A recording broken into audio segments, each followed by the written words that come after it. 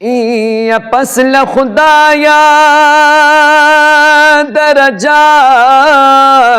द पाक रसूल दा दुमरलू या मरतबा द पाक रसूल दा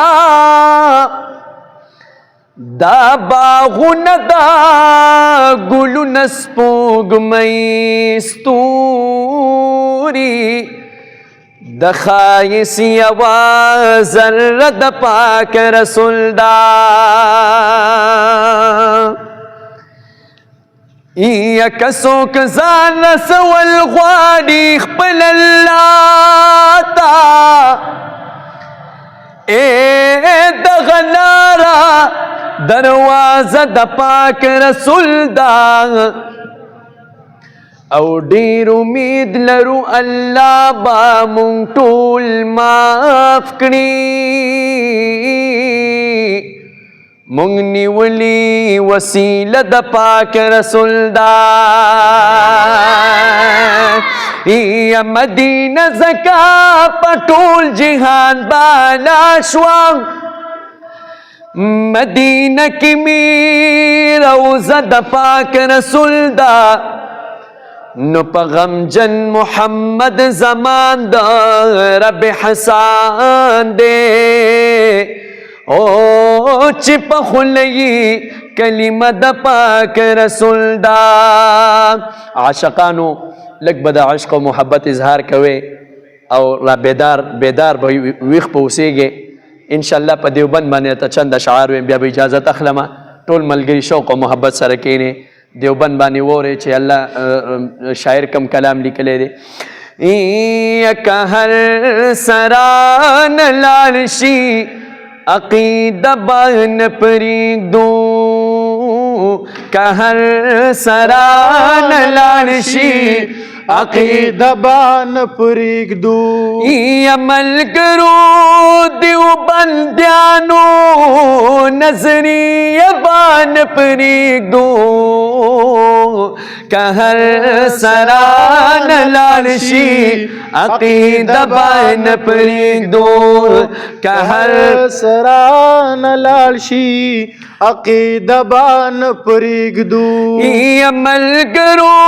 دیوبندیانو نظریه باندې پرېږدو که هر سران لاړ شي عقیده باندې پرېږدو که هر سران لاړ شي عقیده باندې پرېږدو او تبلیغ دے کا جہاد کا تصوف کا سیاست تبلیغ دے کا جہاد کا تصوف کا سیاست منوبہ شریعت او ہم منوبہ طریقت نسلور دی سلسلی یو سلسلہ بان پریدو کہ ہر سران لارشی عقیدہ بان پریدو کہ ہر سران لارشی عقیدہ بان پریدو ملگرو دیوبندیانو نظریہ بان پریدو کہ ہر سران لارشی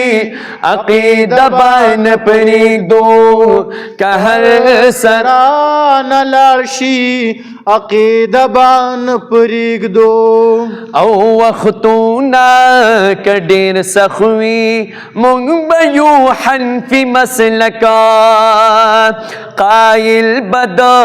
مذہبیو عقیدہ بان روک لکا قائل بد مذہبیو عقیدہ بان روک لکا نو ملگرو دا نبی پاک رو زبان پریدو کہ ہر سران لارشی عقیدہ بان پریدو یا ملگرو دیوبندیانو नजरिया बान परीदो कहर सरा न लालशी अकीदा बान परीदो फुजारो पदे शेर के چې کم خلک د علماء سره بغض ساتي په هغې کې په دې شعر کې هغې ته اشاره ده وورې فجارو فاسقانو